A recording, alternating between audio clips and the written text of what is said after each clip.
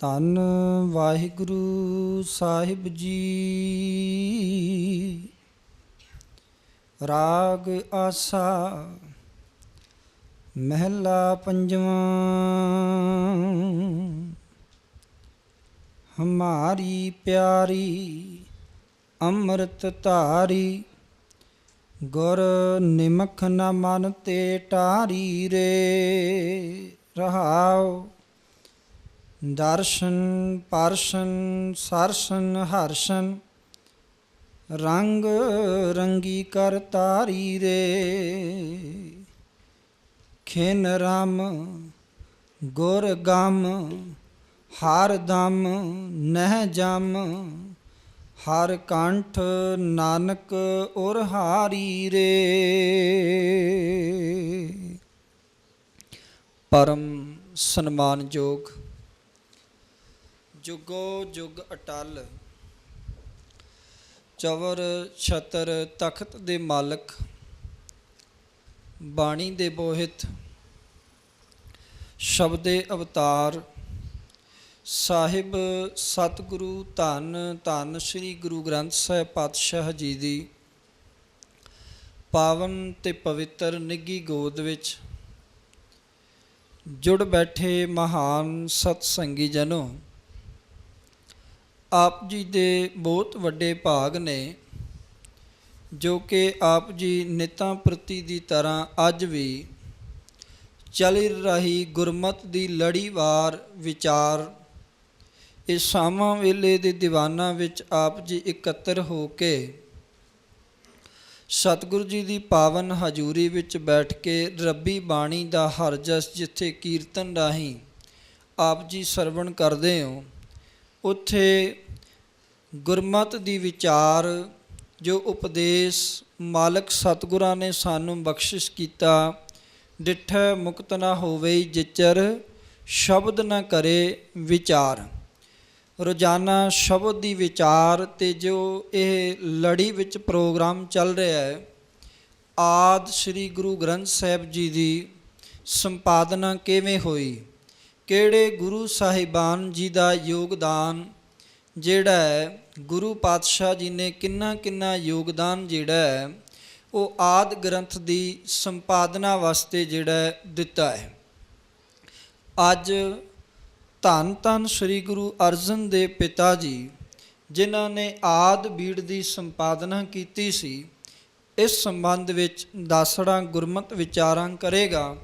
ਤੇ ਜੋ ਸ਼ਬਦ ਆਪ ਜੀ ਨੇ ਅੱਜ ਸਰਵਣ ਕੀਤਾ ਹੈ, ਹਮਾਰੀ ਪਿਆਰੀ ਅੰਮ੍ਰਿਤ ਧਾਰੀ, ਗੁਰ ਨਿਮਖ ਨਾ ਮਨ ਤੇ ਟਾਰੀ ਰੇ, ਇਹ ਸ਼ਬਦ ਵੀ ਆਸਾ ਰਾਗ ਵਿੱਚ ਗੁਰਦੇਵ ਪਾਤਸ਼ਾਹ ਧੰਨ ਧੰਨ ਸ੍ਰੀ ਗੁਰੂ ਅਰਜਨ ਸਾਹਿਬ ਜੀ ਦਾ ਹੀ ਉਚਾਰਨ ਕੀਤਾ ਹੋਇਆ ਹੈ।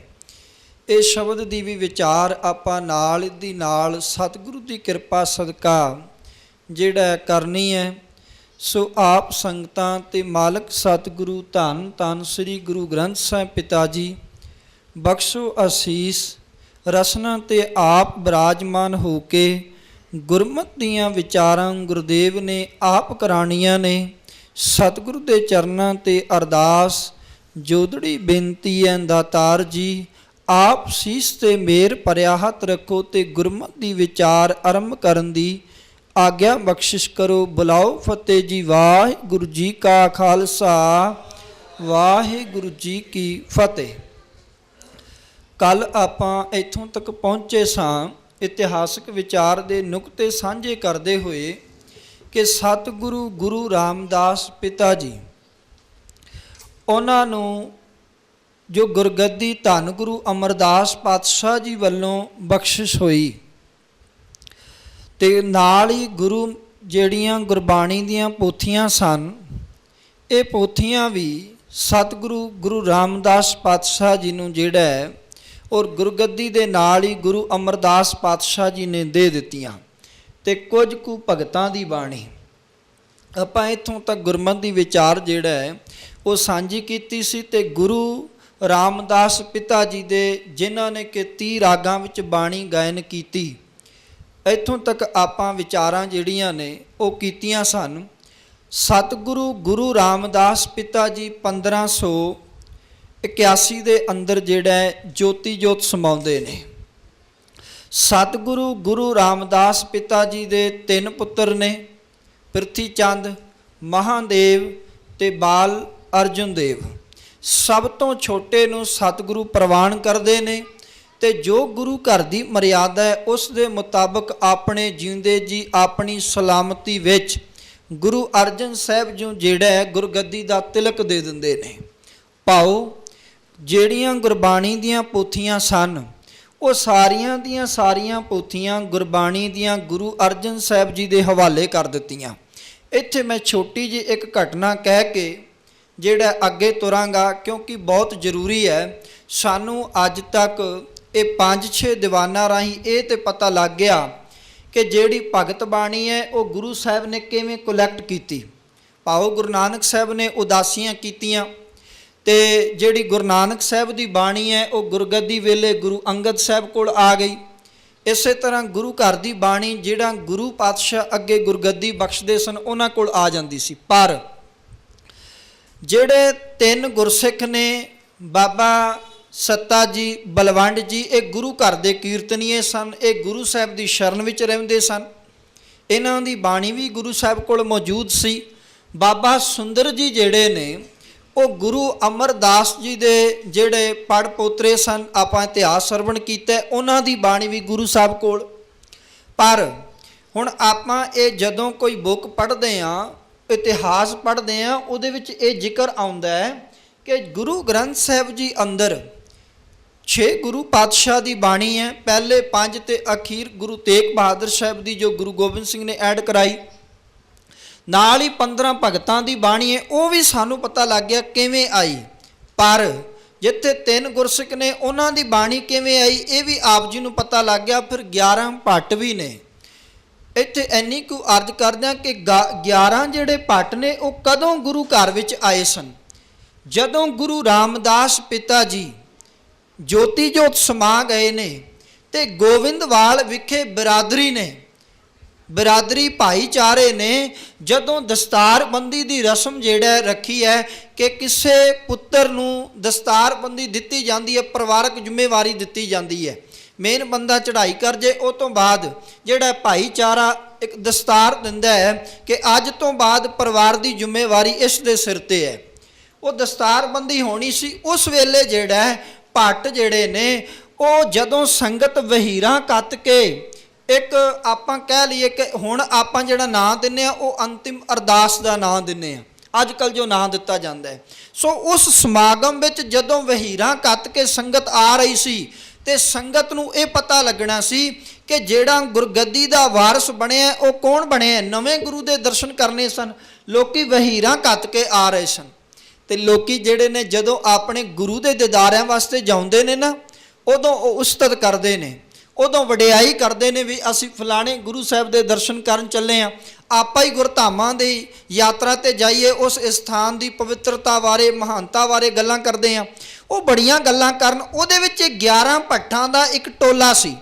ਭੱਟ ਜਿਹੜੇ ਨੇ ਉਹ ਬ੍ਰਾਹਮਣਾਂ ਦੀ ਸਭ ਤੋਂ ਨੀਵੀਂ ਸ਼੍ਰੇਣੀ ਵਿੱਚੋਂ ਸਨ। ਇਹ ਇਤਿਹਾਸਕਾਰ ਨੇ ਜ਼ਿਕਰ ਕੀਤਾ ਹੈ। ਵਿਦਵਾਨ ਹੁੰਦੇ ਸਨ, ਕਹਿੰਦੇ ਨੇ ਇਹ ਕਵਿਤਾ ਲਿਖਦੇ ਸਨ ਤੇ ਬੜੇ ਵਧੀਆ ਵਿਦਵਾਨ ਸਨ, ਬੜੇ ਉੱਚ ਕੋਟੀ ਦੇ ਵਿਦਵਾਨ ਸਨ ਭੱਟ।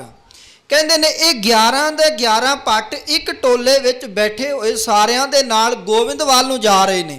ਲੋਕੀ ਗੱਲਾਂ ਕਰਦੇ ਨੇ, ਕਹਿਣਗੇ ਗੁਰੂ ਰਾਮਦਾਸ ਪਿਤਾ ਜੀ ਤੋਂ ਬਾਅਦ ਜਿਹੜਾ ਗੁਰੂ ਬਣਿਆ ਨਾ, ਜਿਹੜਾ ਗੁਰੂ ਰਾਮਦਾਸ ਪਿਤਾ ਜੀ ਤੋਂ ਬਾਅਦ ਗੁਰੂ ਬਣਿਆ ਉਹ ਬੜਾ ਮਹਾਨ ਹੈ। ਕਹਿਣਗੇ ਉਹ ਬੱਚਾ ਗੁਰੂ ਬਣਿਆ ਜਿਹਨੇ ਆਪਣੇ ਨਾਨਾ ਤੋਂ ਗੁਰਮਤਿ ਦੀ ਗੁੜਤੀ ਸਿੱਖੀ ਹੈ, ਜਿਹਨੇ ਆਪਣੇ ਪਿਤਾ ਗੁਰੂ ਰਾਮਦਾਸ ਤੋਂ ਗੁੜਤੀ ਸਿੱਖੀ ਹੈ। ਕਹਿਣਗੇ 3 ਗੁਰੂਆਂ ਤੋਂ ਜਿਹੜਾ ਹੈ ਉਹ ਗੁੜਤੀ ਸਿੱਖੀ ਹੈ। ਅੱਗੇ ਚੱਲ ਕੇ ਭਾਵੇਂ ਭੱਟਾਂ ਨੇ ਉਹ ਬਿਆਨ ਕੀਤਾ ਤੇ ਜਨਮਤ ਗੁਰਮਤ ਬ੍ਰਹਮ ਪਛਾਣਿਓ। ਮੈਂ ਬਹੁਤਾ ਵਿਸਥਾਰ ਵਿੱਚ ਨਹੀਂ, ਪਰ ਇੰਨੀ ਕੁ ਗੱਲ ਜ਼ਰੂਰ ਕਰਨੀ ਚਾਹਾਂਗਾ। ਇਹ 11 ਦੇ 11 ਭੱਟ ਜਦੋਂ ਗੋਬਿੰਦਵਾਲ ਪਹੁੰਚੇ ਤੇ ਗੋਬਿੰਦਵਾਲ ਇੱਕ ਜਿਹੜਾ ਉਹ ਕਰਨੀ ਤੇ ਕਥਨੀ ਦਾ ਸ਼ੂਰੇ ਦੇ ਦਰਸ਼ਨ ਕੀਤੇ। ਕਹਿਣ ਲੱਗੇ ਜਦੋਂ ਇਹ ਵੇਖਿਆ ਕਿ ਪ੍ਰਿਥੀ ਚੰਦ ਪੱਗ ਵਾਸਤੇ ਲੜ ਰਿਹਾ। ਕਿਉਂ? ਕਿਉਂਕਿ ਬਿਰਾਦਰੀ ਇਹ ਚਾਹੁੰਦੀ ਸੀ ਗੱਦੀ ਜਿਸ ਨੂੰ ਮਿਲੀ ਹੈ, ਗੁਰੂ ਘਰ ਦੀ ਜ਼ਿੰਮੇਵਾਰੀ ਜਿਹਨੂੰ ਮਿਲੀ ਹੈ, ਪਰਿਵਾਰ ਦੀ ਜ਼ਿੰਮੇਵਾਰੀ ਵੀ ਉਹਨੂੰ ਮਿਲੇ। शायद हो सकता है कि जिहड़ी बरादरी है वह पृथ्वी चंद दीआं चलाकियां तो जाणू होवे, क्योंकि बच्चे दे पैर पालने विच विख जांदे ने। ते उस वेले गुरु अर्जन साहब ये कहंदे ने, कहण लगे जे पृथ्वी चंद दा मेरे भराता दा पग नाल सरदा है ना ते इहनूं पग दे दिओ, मैनूं कोई रोस नहीं। जदों भारी बरादरी बैठी है, वो सन्मान देण वास्ते है, बहुमत उधर हैगा, ते फिर भी बाबा गुरु अर्जन साहब ये कहण कि जे इन्हां दा पग नाल सरदा है ते भाओ ये चुप करदे ने, कहणगे पग विसक इन्हां नूं दे दिओ। एडे वड्डे बोल भी। निम्रता केवल कहण मात्र नहीं है, निम्रता जीवन विच हंडाई हुई है। केवल गुरु अर्जन साहब ये आप ये कहण मात्र नहीं कि गरीबी गदा हमारी खन्ना सगल रें छारी, ये जीवन विच वसाया होया है।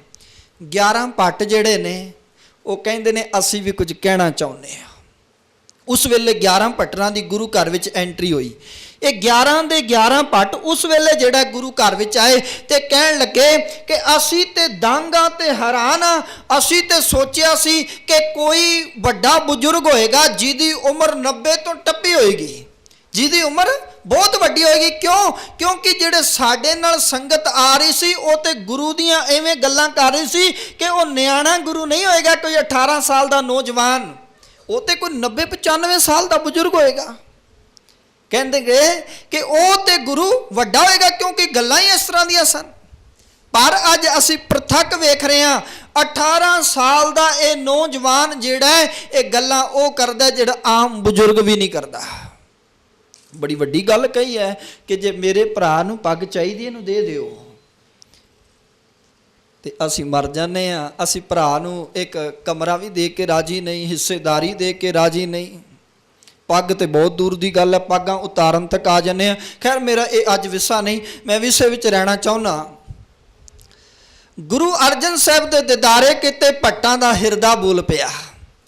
भट्ट कहंदे ने, वो भट्टां ने अपनी जुबान तो एक गल कही, भावें ये सवैये जिहड़े ने जो मैं बोलण लगा ये गुरु अमरदास दे प्रथाए है, पर वो सारे गुरुआं नूं एक मुख रख के उन्होंने सारे गुरु पातशाह की वडियाई की है, गुरु नानक साहब तो लैके गुरु अर्जन साहब तक। तो वो भट्ट एक गल कहंदे ने, कहण लगे अज सानूं ते एक दिन नहीं, 2 दिन नहीं, 3 दिन नहीं, कहण लगे सानूं साल हो गया घुमदियां होया कि असी हर डेरेदार ते पहुँचे, हर संत समाज कोल पहुँच गए, कहण लगे वड्डे वड्डे ज्योतिषी मुनियां ब्राह्मणां कोल पहुँच गए, पर सानू ये गल जिहड़ी गुरु अर्जन साहब विच नज़र आउंदी है, इस गुरु घर विच नज़र आउंदी है कि करनी ते कथनी दे सूरे ने जो कह दिता उन्होंने जीवन विच कमाउंदे ने। कहण लगे वो केवल इस दर ते नज़र आई है, तो सानू साल हो गया लभदे होए। असीं सारे डेरे घूम के वेख लए। उन्हां दे बोल सन, रहियो संत हो टोल साध बो तेरे डिठे, सन्यासी तपसी मुखों ए पंडित मिठे, बरस एक हो फिरियो किने न परचै लायो, कहतियां कहत सुनी। वो की कहते ने, बरस एक हो फिरियो। हो शब्द इस करके वरत्या क्यों? क्योंकि ये भिखा जी का जिहड़ा है ये सवैया है, वो फर्स्ट पर्सन विच गल कर रहे हैं। कहणगे बरस एक हो फिरियो, वर्ष का अर्थ एक साल। कहते असी पूरे एक साल भटकते रहे, घूमते रहे, कोई चंगा गुरु मिल जाए, वो गुरु मिल जाए जिहदा अपना जीवन संवरिया होवे ते दूजियां दा सवार देवे। कहणगे बरस एक हो फिरियो किने न परचै लायो। कहणगे सानू किसी ने लड़ ही नहीं लगाया अपने। ते इत्थे की है? इत्थे ते जो शरण आवे तिस कंठ लावे, ये बिरध स्वामी संधा। इत्थे की है? इत्थे ते एक बार सिखा पुकार के कह, सतगुर आयो शरण तुहारी, मिले सुख नाम हर शोभा, चिंता लाए हमारी। कहणगे बरस एक हो फिरियो किने न परचै लायो, कहतियां कहत सुनी, रहत को खुशी ना आयो, हर नाम छोड़ दूजे लगे, तिनके गुण हो क्या कहो, गुर दही मिलाए भिखिया, जिव तू रखें तिव रहो। इस दर दे बन के रवांगे, जिवें तू रखेगा ना ਉਵੇਂ ਅਸੀਂ ਰਵਾਂਗੇ। ਅੱਜ ਤੇਰੇ ਨਾਲ ਵਾਅਦਾ ਕਰਦੇ ਹਾਂ। 11 ਦੇ 11 ਪਾਠ ਗੁਰੂ ਅਰਜਨ ਸਾਹਿਬ ਨੂੰ ਸਮਰਪਿਤ ਹੋ ਗਏ। ਤੇ ਬਾਅਦ ਵਿੱਚ ਜਿਹੜੀਆਂ ਉਹਨਾਂ ਨੇ ਗੱਲਾਂ ਕੀਤੀਆਂ ਨਾ, ਉਹ ਕਹਿਣ ਲੱਗੇ ਅੱਜ ਸਾਨੂੰ ਸਮਝ ਆਈ ਹੈ ਕਿ ਭੰਨ ਮਥਰਾ ਕਛ ਭੇਦ ਨਹੀਂ, ਗੁਰੂ ਅਰਜਨ ਪ੍ਰਥਕ ਹਰ। ਉਹ ਭੱਟ ਜਿਹੜਾ ਸ਼ਬਦ ਗੁਰੂ ਦੀ ਗੱਲ ਕਰਦੇ ਨੇ। ਅੱਜ ਮੈਂ ਜਦੋਂ ਭੱਟ ਬਾਣੀ ਜਿਹੜਾ ਸਟੱਡੀ ਕਰ ਰਿਹਾ ਸੀ ਗੁਰੂ ਅਰਜਨ ਸਾਹਿਬ ਦੇ ਬਾਬਤ, ਉਹਨਾਂ ਨੇ ਕਮਾਲ ਕੀਤਾ।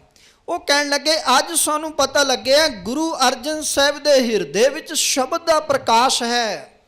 ਗੁਰੂ ਅਰਜਨ ਸਾਹਿਬ ਸ਼ਬਦ ਗੁਰੂ ਦੀ ਗੱਲ ਕਰਦੇ ਨੇ, ਉਹ ਬਾਣੀ ਦੀ ਗੱਲ ਕਰਦੇ ਨੇ। ਕਹਿਣ ਲੱਗੇ ਅੱਜ ਸਾਨੂੰ ਸ਼ਬਦ ਦੀ ਸਮਝ ਆਈ ਹੈ ਕਿ ਸ਼ਬਦ ਕੀ ਹੈ। ਇਹ ਸ਼ਬਦ ਹੀ ਹੈ ਜਿਹਨੂੰ ਗੁਰੂ ਅਰਜਨ ਸਾਹਿਬ ਜੀ ਇਹ ਸ਼ਬਦ ਉਹ ਹੈ ਜਿਸ ਸ਼ਬਦ ਦਾ ਪ੍ਰਕਾਸ਼ ਗੁਰੂ ਅਰਜਨ ਸਾਹਿਬ ਕਰ ਰਹੇ ਨੇ 1604 ਵਿੱਚ। ਮੁੜ ਕੇ 1708 ਵਿੱਚ ਸ਼ਬਦ ਨੂੰ ਗੱਦੀ ਕਿਉਂ ਮਿਲੀ ਅੱਜ ਸਾਨੂੰ ਪਤਾ ਲੱਗ ਜਾਏਗਾ। ਤਕਰੀਬਨ 104 ਸਾਲ ਜਿਹੜਾ ਪ੍ਰਕਾਸ਼ ਕੀਤਾ ਸ਼ਬਦ ਗੁਰੂ ਦਾ ਪ੍ਰਕਾਸ਼ ਕੀਤਾ। ਫਿਰ ਜਾ ਕੇ ਗੁਰੂ ਗ੍ਰੰਥ ਸਾਹਿਬ ਨੂੰ ਗੱਦੀ ਮਿਲੀ ਹੈ। ਔਰ ਸ਼ਬਦ ਗੁਰੂ ਦੇ ਦੁਆਰਾ ਹੀ ਕਹਿਣ ਲੱਗੇ ਗੁਰੂ ਨਾਨਕ ਦੀ ਕਿਰਪਾ ਗੁਰੂ ਅੰਗਦ ਤੇ ਹੋਈ, ਗੁਰੂ ਅੰਗਦ ਦੀ ਕਿਰਪਾ ਗੁਰੂ ਅਮਰਦਾਸ ਤੇ ਹੋਈ, ਗੁਰੂ ਅਮਰਦਾਸ ਦੀ ਕਿਰਪਾ ਗੁਰੂ ਰਾਮਦਾਸ ਪਾਤਸ਼ਾਹ ਤੇ ਹੋਈ। ਤੇ ਉਹ ਸ਼ਬਦ ਹੀ ਸੀ ਜਿਹੜਾ ਵਿੱਚ ਵਰਤਿਆ ਤੇ ਗੁਰੂ ਅਰਜਨ ਪ੍ਰਵਾਨ ਹੋਇਆ, ਜਿਸ ਕਾਰਨ ਪ੍ਰਿਥਵੀ ਨਾ ਪ੍ਰਵਾਨ ਹੋਇਆ। ਇਹ ਸ਼ਬਦ ਦੀ ਕਲਾ ਸੀ। ਉਹ ਕਹਿੰਦੇ ਨੇ ਭਗਤ ਜੋਗ ਕੋ ਜੈਤਵਾਰ ਹਰ ਜਨਕ ਉਪਾਇਓ, ਸ਼ਬਦ ਗੁਰੂ ਪ੍ਰਕਾਸਿਓ ਹਰ ਰਸਨ ਬਸਾਇਓ। ਸ਼ਬਦ ਗੁਰ ਪ੍ਰਕਾਸਿਓ ਕਹਿਣ ਲੱਗੇ ਸ਼ਬਦ ਗੁਰੂ ਦਾ ਪ੍ਰਕਾਸ਼ ਕੀਤਾ ਤੇ ਗੁਰੂ ਅਰਜਨ ਦੀ ਰਸਨਾ ਵਿੱਚ ਹਰ ਰਸਨ ਵਸਾਇਓ। ਗੁਰੂ ਅਰਜਨ ਸਾਹਿਬ ਦੀ ਰਸਨਾ ਉੱਤੇ ਹਰੀ ਵਸਿਆ ਹੋਇਆ ਹੈ ਤੇ ਸ਼ਬਦ ਗੁਰੂ ਵਸਿਆ ਹੋਇਆ ਹੈ। ਮੈਂ ਕਹਿੰਦਾ ਕਿੰਨਾ ਕਮਾਲ ਹੈ ਕਿ ਗੁਰੂ ਅਰਜਨ ਸਾਹਿਬ, ਇਹ ਤੇ ਭੱਟ ਬਾਣੀ ਹੈ ਨਾ, ਗੁਰੂ ਅਰਜਨ ਸਾਹਿਬ ਵੀ ਆਪਣੀ ਰਸਨਾ ਤੋਂ ਕੀ ਕਹਿ ਰਹੇ ਨੇ। ਵੇਖੋ ਕਿੰਨਾ ਚਾਅ ਹੋਏਗਾ ਕਿ ਗੁਰੂ ਸ਼ਬਦ ਪ੍ਰਤੀ ਉਹਨਾਂ ਦਾ ਕਿਵੇਂ ਉਹਨਾਂ ਨੇ ਇਕੱਤਰ ਕੀਤੀ ਬਾਣੀ। ਤੇ ਗੁਰੂ ਅਰਜਨ ਸਾਹਿਬ ਜਿਹੜਾ ਹੱਥ ਲਿਖਿਤ ਸ਼ਬਦ ਆਪ ਜੀ ਦੇ ਹੱਥਾਂ ਵਿੱਚ ਹੈਗਾ ਹੈ, ਉਹਦੇ ਵਿੱਚ ਦੇਖੋ ਕਿ ਜੋ ਭੱਟ ਕਹਿ ਰਹੇ ਨੇ ਸ਼ਬਦ ਗੁਰੂ ਪ੍ਰਕਾਸਿਓ ਹਰ ਰਸਨ ਬਸਾਇਓ। ਗੁਰੂ ਅਰਜਨ ਸਾਹਿਬ ਕਹਿੰਦੇ ਨੇ ਮੈਂ ਆਪ ਜਿਹੜਾ ਹੈ ਉਹ ਅੰਮ੍ਰਿਤ ਬਾਣੀ ਨੂੰ ਇੰਨਾ ਪ੍ਰੇਮ ਤੇ ਪਿਆਰ ਕਰਦਾ। ਕਹਿਣਗੇ ਹਮਾਰੀ ਪਿਆਰੀ ਅੰਮ੍ਰਿਤ ਧਾਰੀ। ਕਹਿਣਗੇ ਇਹ ਜਿਹੜੀ ਅੰਮ੍ਰਿਤ ਧਾਰੀ ਬਾਣੀ ਹੈ ਨਾ, ਇਹ ਸਾਡੀ ਸਾਰਿਆਂ ਦੀ ਪਿਆਰੀ ਹੋਣੀ ਚਾਹੀਦੀ ਹੈ। ਮੇਰੀ ਤੇ ਹੈ, ਕਹਿੰਦੇ ਹਮਾਰੀ ਪਿਆਰੀ ਅੰਮ੍ਰਿਤ ਧਾਰੀ। ਕਹਿਣਗੇ ਗੁਰ ਦੇ ਰਾਰੇ ਨੂੰ ਸਿਹਾਰੀ, ਗੁਰੂ ਦੇ ਰਾਰੇ ਨੂੰ ਸਿਹਾਰੀ ਪਾਓ ਗੁਰੂ ਦੀ। ਕਹਿਣਗੇ ਗੁਰੂ ਨੇ ਜਿਹੜਾ ਇਸ ਬਾਣੀ ਨੂੰ, ਗੁਰੂ ਨੇ ਕੀ ਕੀਤਾ ਇਸ ਬਾਣੀ ਨੂੰ, ਗੁਰ ਨਿਮਕ ਨਾ ਮਨ ਤੇ ਟਾਰੀ ਰੇ। ਕਹਿਣਗੇ ਗੁਰੂ ਨੇ, ਕਰਤਾ ਕੌਣ ਹੈ, ਗੁਰੂ। ਪਾਓ ਇੱਥੇ ਕੌਣ ਹੈ, ਇਹ ਬਾਣੀ ਗੁਰੂ ਅਰਜਨ ਸਾਹਿਬ ਉਚਾਰਨ ਕਰ ਰਹੇ ਨੇ।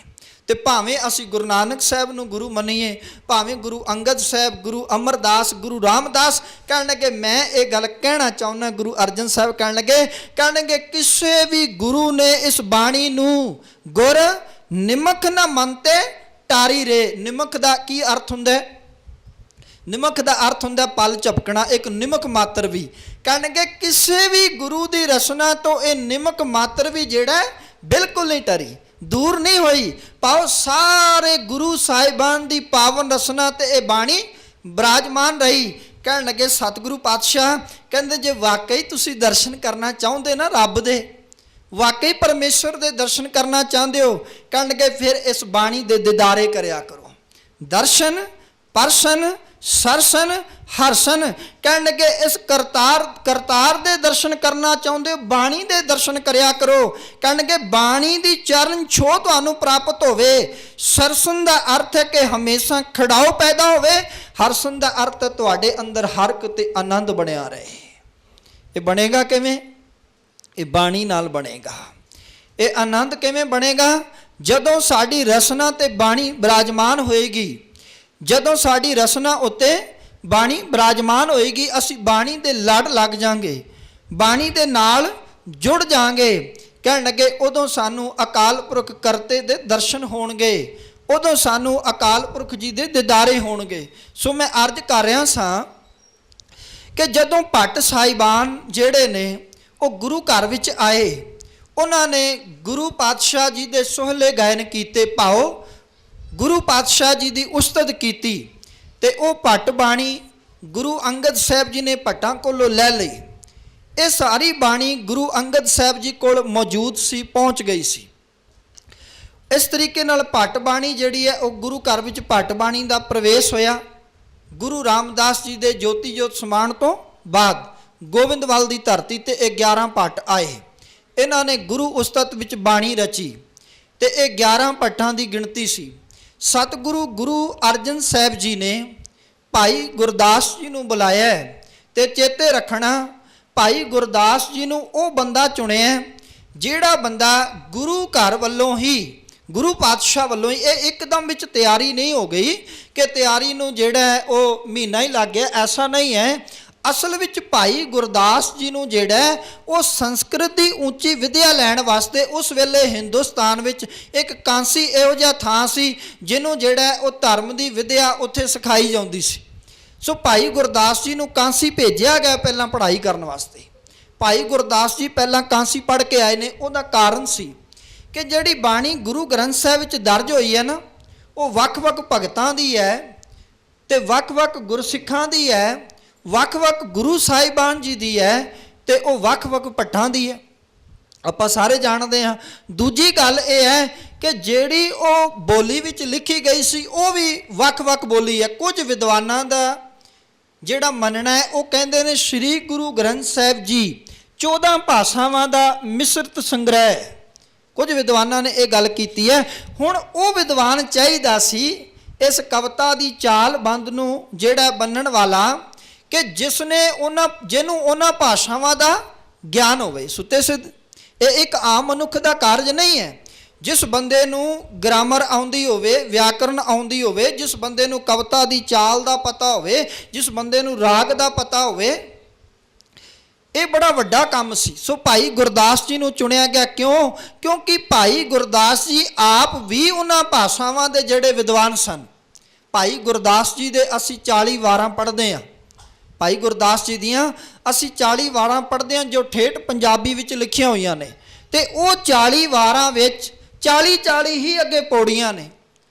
ਜਿਹੜੀਆਂ ਭਾਈ ਗੁਰਦਾਸ ਜੀ ਦੀਆਂ 40 ਵਾਰਾਂ ਨੇ ਨਾ, ਉਹਨਾਂ ਦੀਆਂ ਇੱਕ ਵਾਰ ਦੀਆਂ 40 ਪੌੜੀਆਂ ਨੇ। ਕਿੰਨੇ ਵੱਡੇ ਵਿਦਵਾਨ ਹੋਣਗੇ। ਦੂਜੀ ਗੱਲ, ਜੇ ਮੈਂ ਨਾਮ ਭੁੱਲਦਾ ਹੋਵਾਂ ਤੇ 556 ਦੇ ਤਕਰੀਬਨ ਉਹਨਾਂ ਦੇ ਕਵਿਤ ਤੇ ਸਵਈਏ ਨੇ ਜਿਹੜੇ ਕਿ ਅਰਬੀ ਵਿੱਚ, ਪਾਰਸੀ ਵਿੱਚ ਲਿਖੇ ਹੋਏ ਨੇ। ਹੁਣ ਭਾਈ ਗੁਰਦਾਸ ਜੀ ਨੂੰ ਇੱਥੋਂ ਤੱਕ ਮਾਣ ਕਿਹਾ ਜਾਂਦਾ, ਸਿੱਖ ਕੌਮ ਵੱਲੋਂ ਦਿੱਤਾ ਜਾਂਦਾ ਕਿ ਭਾਈ ਗੁਰਦਾਸ ਜੀ ਨੇ ਜਿੱਥੇ ਆਦਿ ਬੀੜ ਦੀ ਲਿਖਾਈ ਆਰੰਭ ਕੀਤੀ ਹੈ ਤੇ ਉਹਨਾਂ ਨੇ ਲਿਖੀ ਹੈ, ਉੱਥੇ ਭਾਈ ਗੁਰਦਾਸ ਜੀ ਦੀ ਬਾਣੀ ਨੂੰ ਪੜ੍ਹ ਕੇ ਇਵੇਂ ਲੱਗਦਾ ਕਿ ਗੁਰੂ ਗ੍ਰੰਥ ਸਾਹਿਬ ਜੀ ਦੀ ਜੇ ਖੁੱਲ੍ਹ ਕੇ ਵਿਆਖਿਆ ਕਰਨੀ ਹੋਵੇ, ਪੂਰਨ ਵਿਸਤਾਰ ਵਿੱਚ ਜੇ ਆਪਾਂ ਨੂੰ ਪੜ੍ਹਨਾ ਹੋਵੇ, ਤੇ ਕਹਿਣ ਲੱਗੇ ਭਾਈ ਗੁਰਦਾਸ ਦੀਆਂ ਵਾਰਾਂ ਤੇ ਕਵਿਤ ਪੜ੍ਹੋ। ਫਿਰ ਸਾਨੂੰ ਸਮਝ ਆਏਗੀ ਗੁਰੂ ਗ੍ਰੰਥ ਸਾਹਿਬ ਦੀ ਬਾਣੀ ਜਿਹੜਾ ਉਹ ਸਾਨੂੰ ਕੀ ਉਪਦੇਸ਼ ਦੇ ਰਹੀ ਹੈ। ਭਾਈ ਗੁਰਦਾਸ ਜੀ ਬਹੁਤ ਵੱਡੇ ਵਿਦਵਾਨ ਨੇ। ਭਾਈ ਗੁਰਦਾਸ ਜੀ ਨੂੰ ਚੁਣਿਆ ਗਿਆ। ਦੂਜੀ ਗੱਲ, ਭਾਈ ਗੁਰਦਾਸ ਜੀ ਰਿਸ਼ਤੇ ਵਜੋਂ ਜਿਹੜਾ ਭਾਈ ਗੁਰਦਾਸ ਦਾ ਗੁਰੂ ਕਾਲ ਰਿਸ਼ਤਾ ਚੱਲ ਰਿਹਾ ਗੁਰੂ ਘਰ ਨਾਲ, ਉਹ ਇੱਕ ਅਨੰਨ ਸਿੱਖ ਦਾ ਤੇ ਹੈ ਹੀ ਹੈ। ਉਹ ਗੁਰੂ ਘਰ ਵਿੱਚ ਇੱਕ ਜਿਹੜਾ ਰਿਸ਼ਤਾ ਚੱਲ ਰਿਹਾ ਉਹ ਬਾਬਾ ਗੁਰੂ ਅਮਰਦਾਸ ਜੀ ਦੇ ਭਤੀਜੇ ਨੇ। ਸਤਿਗੁਰੂ ਗੁਰੂ ਅਮਰਦਾਸ ਜੀ ਦੇ ਉਹ ਭਤੀਜੇ ਨੇ ਤੇ ਰਿਸ਼ਤੇਦਾਰੀ ਵੀ ਬਣ ਚੁੱਕੀ ਹੈ, ਕਿਉਂਕਿ ਗੁਰੂ ਰਾਮਦਾਸ ਜੀ ਦਾ ਵਿਆਹ ਭਾਈ ਜੇਠੇ ਦਾ ਬੀਬੀ ਭਾਨੀ ਨਾਲ ਹੋਇਆ ਤੇ ਇਹ ਰਿਸ਼ਤੇਦਾਰੀ ਅੱਗੇ ਚੱਲ ਕੇ ਆ ਰਹੀ ਹੈ ਕਿ ਗੁਰੂ ਅਰਜਨ ਸਾਹਿਬ ਜੀ ਦੇ ਉਹ ਰਿਸ਼ਤੇ ਵਜੋਂ ਮਾਮਾ ਜੀ ਲੱਗਦੇ ਨੇ। ਭਾਈ ਗੁਰਦਾਸ ਜੀ ਨੇ ਜਿਹੜਾ 6 ਪਾਤਸ਼ਾਹੀਆਂ ਤੱਕ ਦਰਸ਼ਨ ਕੀਤੇ ਨੇ ਗੁਰੂ ਘਰ ਦੇ। ਭਾਈ ਗੁਰਦਾਸ ਜੀ ਜਦੋਂ ਵਿਆਕਰਨ ਦੇ ਗਿਆਤਾ ਨੇ, ਕਿਉਂਕਿ ਜਿਹੜੀ ਸੰਸਕ੍ਰਿਤ ਵਿੱਚ ਵਿਆਕਰਨ ਵਰਤੀ ਜਾਂਦੀ ਸੀ ਉਹਨੂੰ ਵੇਦ ਵਿਆਸ ਜੀ ਨੇ ਲਿਖਿਆ ਸੀ। ਵੇਦ ਵਿਆਸ ਜੀ ਨੂੰ ਵਿਆਕਰਨ ਦੇ ਗਿਆਤਾ ਮੰਨਿਆ ਜਾਂਦਾ ਸੀ। ਸਿੱਖਾਂ ਵਿੱਚ ਭਾਈ ਗੁਰਦਾਸ ਜੀ ਨੂੰ ਮੰਨਿਆ ਜਾਂਦਾ ਹੈ। ਤੇ ਕਿਸੇ ਵੀ ਜਿਹੜਾ ਹੈ ਗ੍ਰੰਥ ਨੂੰ ਲਿਖਣ ਵਾਸਤੇ ਜਿਹੜਾ ਹੈ ਉਹ ਵਿਆਕਰਨ ਦਾ ਹੋਣਾ ਬਹੁਤ ਜ਼ਰੂਰੀ ਹੈ, ਗ੍ਰਾਮਰ ਦਾ ਹੋਣਾ ਜ਼ਰੂਰੀ ਹੈ। ਭਾਈ ਗੁਰਦਾਸ ਜੀ ਨੇ ਜਿਹੜਾ ਉਹਨੂੰ ਵਿਆਕਰਨ ਦੇ ਮੁਤਾਬਕ ਜਿਹੜਾ ਲਿਖਿਆ ਹੈ। ਸਤਿਗੁਰੂ ਗੁਰੂ ਅਰਜਨ ਸਾਹਿਬ ਜੀ ਨੇ ਅੱਜ ਇੱਕ ਹੁਕਮਨਾਮਾ ਜਾਰੀ ਕਰ ਦਿੱਤਾ, ਜਿਹੜਾ ਹੈ ਕਿ ਜਿਹਦੇ ਕੋਲ ਕਿਸੇ ਤਰ੍ਹਾਂ ਦੀ ਵੀ ਬਾਣੀ ਹੈ, ਜਿਹੜੇ ਬਾਣੀ ਰਚਦੇ ਨੇ, ਕਵਿਤਾਵਾਂ ਰਚਦੇ ਨੇ, ਜਿਹੜੇ ਕਿ ਆਪਣੇ ਆਪ ਨੂੰ ਵਿਦਵਾਨ ਨੇ, ਕਹਿਣ ਲੱਗੇ ਉਹਨਾਂ ਦੀ ਬਾਣੀ ਲਿਆਂਦੀ ਜਾਏ ਜਾਂ ਉਹ ਆਪ ਲੈ ਕੇ ਆਣ। ਪਰ ਨਾਲ ਇੱਕ ਹਿਦਾਇਤ ਕੀਤੀ ਕਿ ਬਾਣੀ ਦੀ ਸਟੱਡੀ ਹੋਏਗੀ ਤੇ ਨਾਲ ਇੱਕ ਕਸਵੱਟੀ ਹੋਏਗੀ, ਜੋ ਗੁਰੂ ਨਾਨਕ ਦੇ ਦਰ ਦੀ ਇੱਕ ਕਸਵੱਟੀ ਹੈ, ਮਰਿਆਦਾ ਹੈ। ਜਿਹੜੀ ਬਾਣੀ ਗੁਰੂ ਨਾਨਕ ਦੀ ਬਾਣੀ ਨਾਲ ਮੇਲ ਖਾਉਂਦੀ ਹੈ, ਜਾਂ ਗੁਰੂ ਨਾਨਕ ਦੀ ਬਾਣੀ ਜਿਸ ਬਾਣੀ ਦੀ ਪ੍ਰੋੜਤਾ ਕਰਦੀ ਹੈ, ਕਿਉਂਕਿ ਸਾਡੇ ਧਰਮ ਦਾ ਪ੍ਰਿੰਸੀਪਲ ਗੁਰੂ ਨਾਨਕ, ਤੇ ਗੁਰੂ ਨਾਨਕ ਦੀ ਬਾਣੀ ਜਿਸ ਦੀ ਜਿਹੜੀ ਬਾਣੀ ਗੁਰੂ ਨਾਨਕ ਦੀ ਕਸਵੱਟੀ ਤੇ ਪੂਰੀ ਉਤਰੇਗੀ, ਉਸ ਬਾਣੀ ਨੂੰ ਸ਼ਾਮਲ ਕਰ ਲਿਆ ਜਾਏਗਾ। ਇਹ ਹੁਕਮਨਾਮਾ ਜਾਰੀ ਕਰ ਦਿੱਤਾ।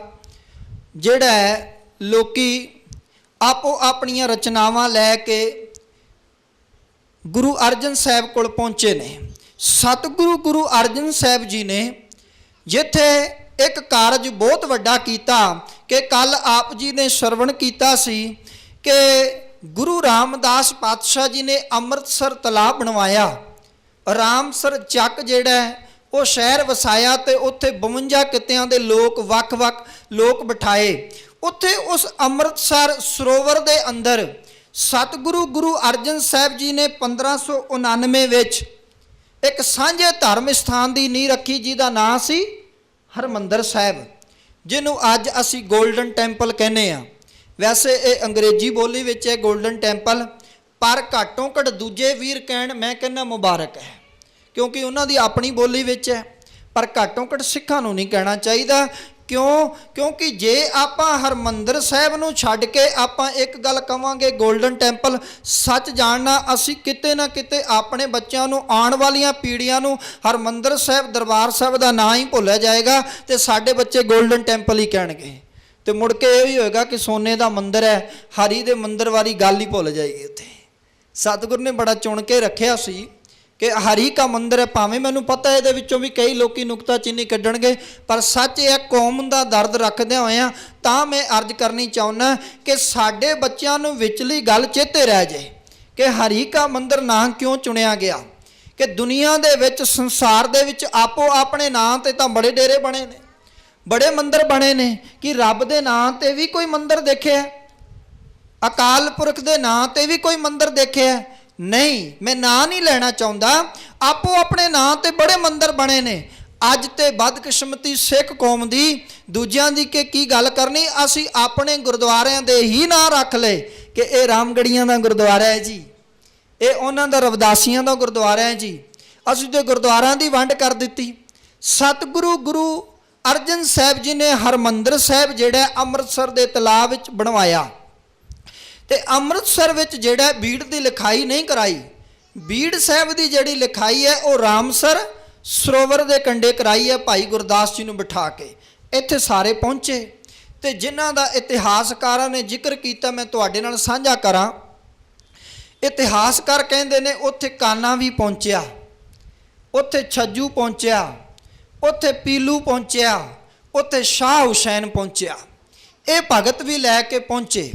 ਵੈਸੇ ਪ੍ਰਿੰਸੀਪਲ ਸਤਵੀਰ ਸਿੰਘ ਹੋਣਾ ਨੇ ਇਹ ਵੀ ਜ਼ਿਕਰ ਕੀਤਾ ਕਿ ਭਗਤ ਬੇਣੀ ਜੀ, ਸ਼ਾਇਦ ਮੈਂ ਪਿਛਲੇ ਦਿਨਾਂ ਵਿੱਚ ਅਰਜ਼ ਨਹੀਂ ਕੀਤੀ, ਉਹ ਤਾਂ ਕਰਕੇ ਨਹੀਂ ਕੀਤੀ ਕਿਉਂਕਿ ਗੁਰੂ ਅਰਜਨ ਸਾਹਿਬ ਦੇ ਜੀਵਨ ਸੰਬੰਧੀ ਅੱਜ ਥੋੜਾ ਜਿਹਾ ਬੋਲਣਾ ਸੀ, ਇਸ ਕਰਕੇ ਕਿ ਭਗਤ ਬੇਣੀ ਜੀ ਜਿਹੜੇ ਨੇ ਉਹ ਬਾਣੀ ਜਿਹੜਾ ਉਹਨਾਂ ਦੀ ਬਾਣੀ ਗੁਰੂ ਅਰਜਨ ਸਾਹਿਬ ਨੇ ਆਪ ਕਲੈਕਟ ਕੀਤੀ ਹੈ। ਉਹਨਾਂ ਦੀ ਬਾਣੀ ਗੁਰੂ ਅਰਜਨ ਸਾਹਿਬ ਨੇ ਭਗਤ ਬੇਣੀ ਦੀ ਆਪ ਕਲੈਕਟ ਕੀਤੀ ਹੈ। ਸੋ ਇਸ ਤਰ੍ਹਾਂ ਜਿਹੜੇ ਨੇ ਕਾਨਾ, ਛੱਜੂ, ਪੀਲੂ, ਸ਼ਾਹ ਹੁਸੈਨ ਇਹ ਆਪਣੀ ਰਚਨਾਵਾਂ ਲੈ ਕੇ ਆਏ। ਜਿਹੜੇ ਭਗਤ ਰਚਨਾਵਾਂ ਲੈ ਕੇ ਆ ਰਹੇ ਸਨ, ਸਤਿਗੁਰ ਨੇ ਕਿਹਾ ਕਿ ਤੁਸੀਂ ਆਪਣੀਆਂ ਰਚਨਾਵਾਂ ਸੁਣਾਓ। ਜਦੋਂ ਆਪਣੀਆਂ ਰਚਨਾਵਾਂ ਉਹਨਾਂ ਨੇ ਸੁਣਾਉਣੀਆਂ ਆਰੰਭ ਕੀਤੀਆਂ, ਸਭ ਤੋਂ ਪਹਿਲਾਂ ਕਾਨਾ ਕਹਿੰਦਾ ਮੈਂ ਉਹੀ ਰੇ ਜਾਂਕੋ ਜਸ ਵੇਦ ਪੁਰਾਣ ਗਾਵੇਂ। ਹੁਣ ਇਹਦੇ ਅਰਥ ਨੇ, ਤੁਸੀਂ ਸਾਰੇ ਸਿਆਣੇ ਬੈਠੇ ਹੋ, ਰੋਜ਼ਾਨਾ ਗੁਰਮਤਿ ਦੀਆਂ ਵਿਚਾਰਾਂ ਸੁਣਦੇ ਹੋ, ਤੇ ਭਗਤ ਬੇਣੀ ਦੀ ਆਪ ਕਲੈਕਟ ਕੀਤੀ ਹੈ। ਸੋ ਇਸ ਤਰ੍ਹਾਂ ਜਿਹੜੇ ਨੇ ਕਾਨਾ, ਛੱਜੂ, ਪੀਲੂ, ਸ਼ਾਹ ਹੁਸੈਨ ਇਹ ਆਪਣੀ ਰਚਨਾਵਾਂ ਲੈ ਕੇ ਆਏ। ਜਿਹੜੇ ਜਿਹੜੇ ਭਗਤ ਰਚਨਾਵਾਂ ਲੈ ਕੇ ਆ ਰਹੇ ਸਨ, ਸਤਿਗੁਰ ਨੇ ਕਿਹਾ ਕਿ ਤੁਸੀਂ ਆਪਣੀਆਂ ਰਚਨਾਵਾਂ ਸੁਣਾਓ। ਜਦੋਂ ਆਪਣੀਆਂ ਰਚਨਾਵਾਂ ਉਹਨਾਂ ਨੇ ਸੁਣਾਉਣੀਆਂ ਆਰੰਭ ਕੀਤੀਆਂ, ਸਭ ਤੋਂ ਪਹਿਲਾਂ ਕਾਨ੍ਹਾ ਕਹਿੰਦਾ ਮੈਂ ਉਹੀ ਰੇ ਜਾਂ ਕੋ ਜਸ ਵੇਦ ਪੁਰਾਣ ਗਾਵੇਂ। ਹੁਣ ਇਹਦੇ ਅਰਥ ਨੇ, ਤੁਸੀਂ ਸਾਰੇ ਸਿਆਣੇ ਬੈਠੇ ਹੋ, ਰੋਜ਼ਾਨਾ ਗੁਰਮਤਿ ਦੀਆਂ ਵਿਚਾਰਾਂ ਸੁਣਦੇ ਹੋ ਅਤੇ ਕਵਿਤਾਵਾਂ ਵੀ ਪੜ੍ਹਦੇ ਹੋ। ਇਸ ਕਵਿਤਾ ਦੇ ਅਰਥ ਪੜ੍ਹਨੇ ਕੋਈ ਔਖੇ ਨਹੀਂ। ਮੈਂ ਉਹੀ ਰੇ, ਉਹ ਆਪਣੇ ਆਪ ਨੂੰ ਕਹਿ ਰਿਹਾ ਮੈਂ ਉਹ ਸ਼ਖਸ ਹਾਂ ਜਾਂ ਕੋ ਜਸ ਵੇਦ ਪੁਰਾਣ ਗਾਵੇਂ, ਜਿਸ ਬੰਦੇ ਦਾ ਜਸ ਵੇਦ ਪੁਰਾਣ ਗਾਉਂਦੇ ਨੇ, ਭਾਵ ਧਾਰਮਿਕ ਸ਼ਾਸਤਰ ਗਾ ਰਹੇ ਨੇ। ਜਿਸ ਬੰਦੇ ਦਾ ਜਸ ਧਾਰਮਿਕ ਸ਼ਾਸਤਰ ਗਾ ਰਹੇ ਨੇ, ਮੈਂ ਉਹ ਸ਼ਖਸ ਹਾਂ।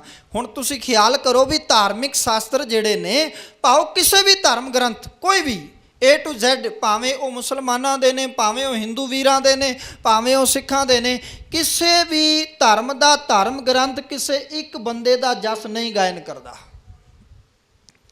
ਫਿਰ ਚਲੋ ਅਸੀਂ ਗੁਰੂ ਗ੍ਰੰਥ ਸਾਹਿਬ ਦੀ ਬਾਣੀ, ਆਦਿ ਬਾਣੀ ਤੋਂ ਆਪਾਂ ਪੁੱਛ ਕੇ ਵੇਖਦੇ ਹਾਂ। ਸਤਿਗੁਰੂ ਜੀ ਇਸ ਗੁੰਝਲ ਨੂੰ ਆਪੇ ਹੀ ਖੋਲੋ। ਸਤਿਗੁਰੂ ਜੀ, ਇੱਕ ਤੇ ਇਹ ਪਹਿਲਾਂ ਤੁਸੀਂ ਇਹ ਗੱਲ ਕਲੀਅਰ ਕਰੋ ਵੀ ਵੇਦ ਧਾਰਮਿਕ ਸ਼ਾਸਤਰ ਜਿਹੜੇ ਉਹ ਕਿਹਦਾ ਜਸ ਗਾਉਂਦੇ ਨੇ?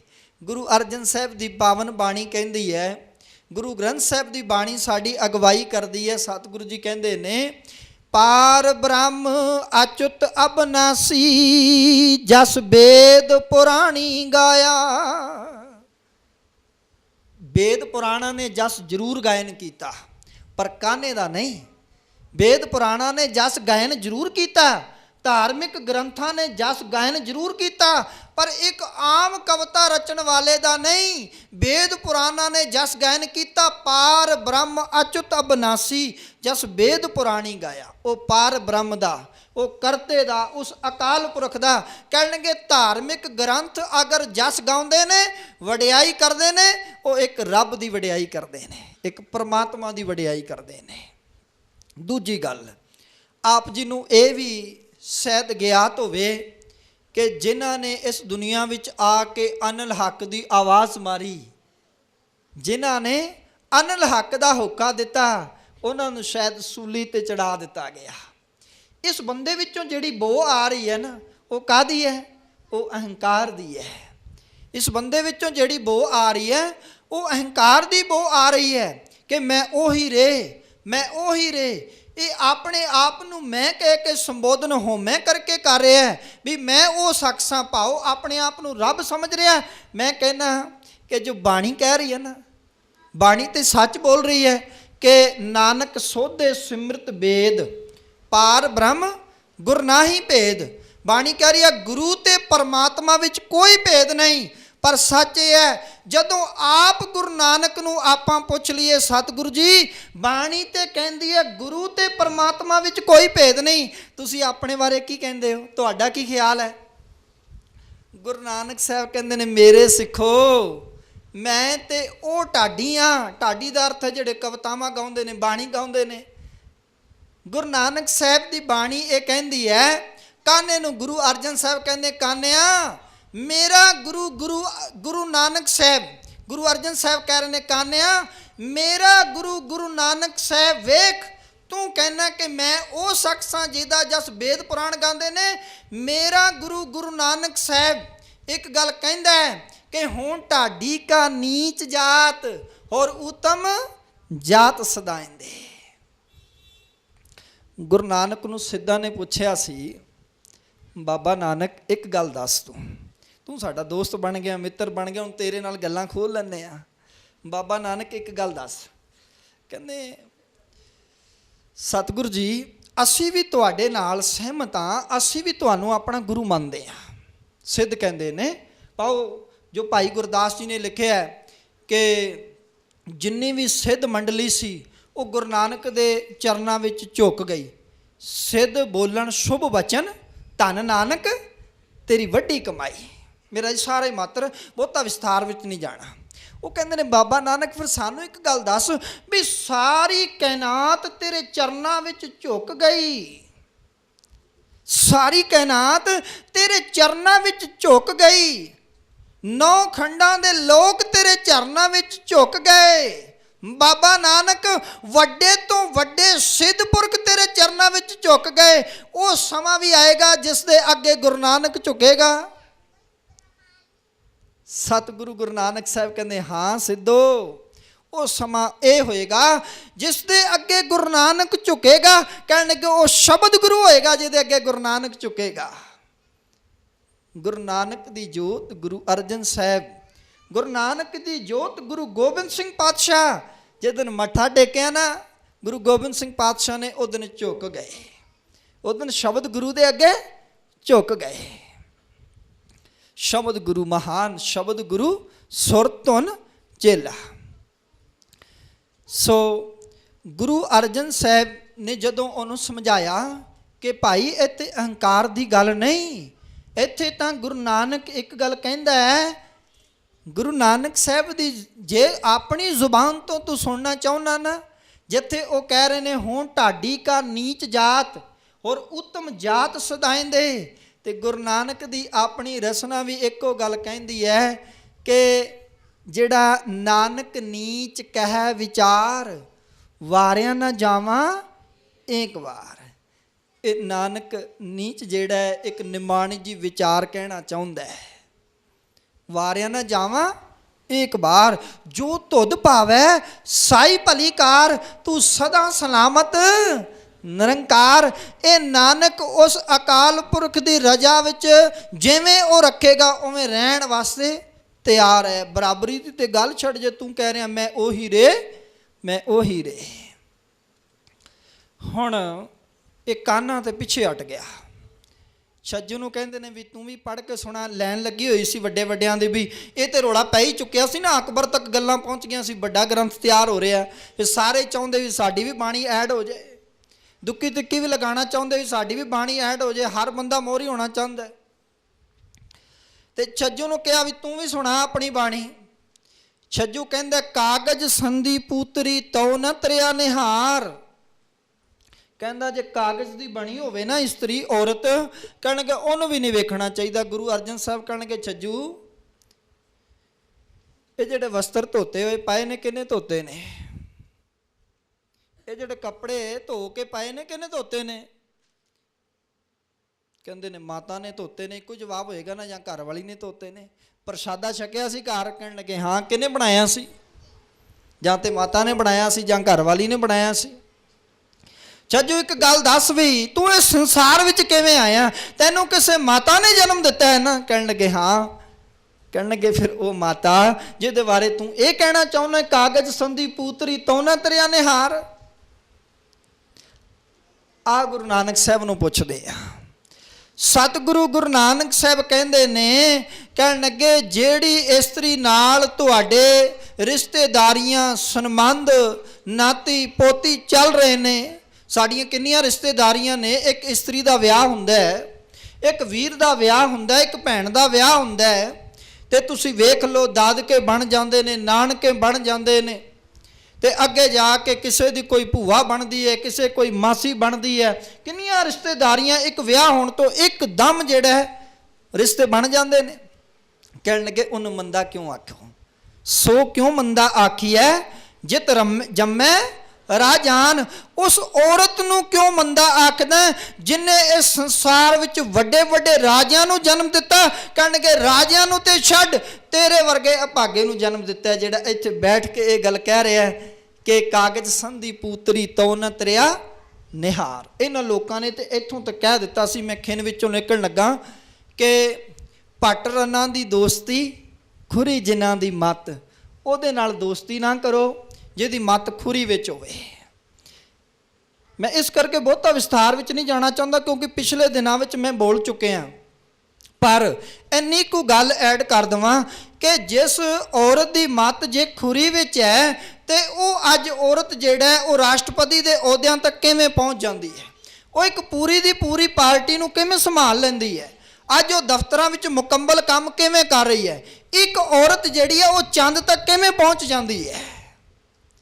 ਇੱਕ ਔਰਤ ਜਿਹੜੀ ਹੈ, ਆਪਾਂ ਚਲੋ ਅੱਜ ਦੀ ਦੁਨੀਆ ਦੀ ਗੱਲ ਨਾ ਕਰੀਏ, ਇੱਕ ਔਰਤ ਜਿਹੜੀ ਹੈ मैं कहना धन श्री गुरु ग्रंथ साहिब जी अंदर गुरु नानक दी जीवनी नहीं, धन श्री गुरु ग्रंथ साहिब दी अंदर गुरु अंगद साहिब, गुरु अमरदास, गुरु अर्जन साहिब, गुरु गोबिंद सिंह दी हिस्टरी नहीं।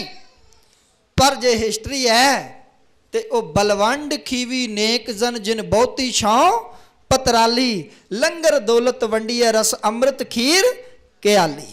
पूरे दे पूरे खंडूर साहिब दे लंगर का प्रबंध वह माता खीवी के हत्थों विच सी।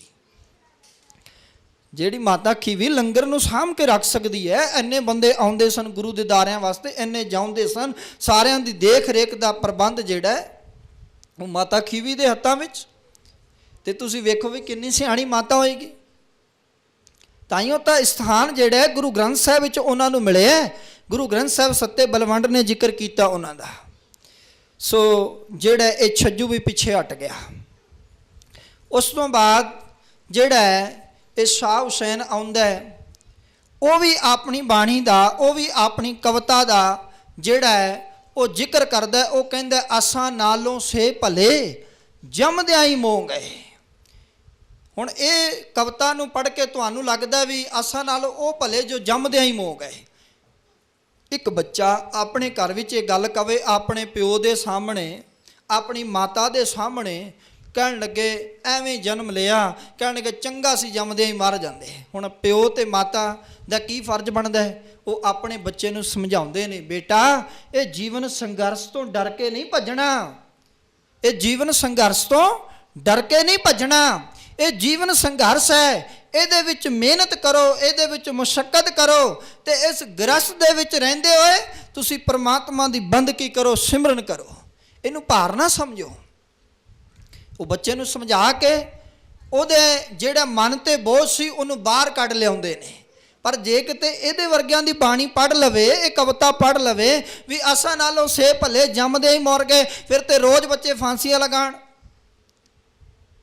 ਜੋ ਹਾਲਾਤ ਜਿਹੜੇ ਨੇ ਕਦੇ ਕਦੇ ਬਣ ਜਾਂਦੇ ਨੇ, ਆਪਾਂ ਨਿਊਜ਼ਾਂ ਰਾਹੀਂ ਸੁਣਦੇ ਹਾਂ, ਬੱਚੇ ਖੁਦਕੁਸ਼ੀਆਂ ਕਰਦੇ ਨੇ। ਜੇ ਇਸ ਤਰ੍ਹਾਂ ਦੀ ਕਿਤੇ ਬਾਣੀ ਮਿਲ ਜਾਏ, ਇਸ ਤਰ੍ਹਾਂ ਦੀਆਂ ਕਵਿਤਾਵਾਂ ਜੇ ਮਿਲ ਜਾਣ ਕੱਚੀਆਂ ਪੱਕੀਆਂ, ਐਵੇਂ ਥੋੜੀ ਗੁਰੂ ਅਮਰਦਾਸ ਜੀ ਨੇ ਕਿਹਾ ਸੀ ਸਤਿਗੁਰ ਬਿਨਾ ਹੋਰ ਕੱਚੀ ਹੈ ਬਾਣੀ, ਬਾਣੀ ਤਾਂ ਕੱਚੀ ਸਤਿਗੁਰ ਬਾਝੋ ਹੋਰ ਕੱਚੀ, ਕਹਿੰਦੇ ਕੱਚੇ ਕੱਚੀ ਆਖ ਵਖਾਣੀ। ਉਹਦਾ ਰਿਜ਼ਲਟ ਬੜਾ ਮਾੜਾ ਹੈ। ਇਹ ਬਹੁਤ ਦੂਰ ਅੰਦੇਸੀ ਸੋਚ ਸੀ। ਸਾਡੀ ਬਾਣੀ ਚੜ੍ਹਦੀ ਕਲਾ ਦੀ ਜਿੱਥੇ ਪ੍ਰਤੀਕ ਹੈ, ਉੱਥੇ ਤਾਂ ਖਾਲਸੇ ਦੇ ਵੀ ਬੋਲੇ ਚੜ੍ਹਦੀ ਕਲਾ ਦੇ ਨੇ। ਖਾਲਸੇ ਦੇ ਵੀ ਬੋਲੇ ਜਿਹੜੇ ਨੇ ਉਹ ਚੜ੍ਹਦੀ ਕਲਾ ਦੇ ਨੇ। ਕਿਸੇ ਨੂੰ ਪੁੱਛੋ ਵੀ ਕੀ ਹਾਲ ਚਾਲ ਹੈ, ਤੇ ਉਹ ਕਹਿੰਦਾ ਚੜ੍ਹਦੀ ਕਲਾ ਹੈ। ਅਗਲਾ ਬੰਦਾ ਜੇ ਐਵੇਂ ਹੀ ਪੁੱਛ ਰਿਹਾ ਸੀ, ਉਹਦੇ ਵੀ ਚੜ੍ਹਦੀ ਕਲਾ ਹੋ ਜਾਂਦੀ ਹੈ। ਮੈਂ ਆਪਣੇ ਵਿਸ਼ੇ ਵਿੱਚ ਰਵਾਂ।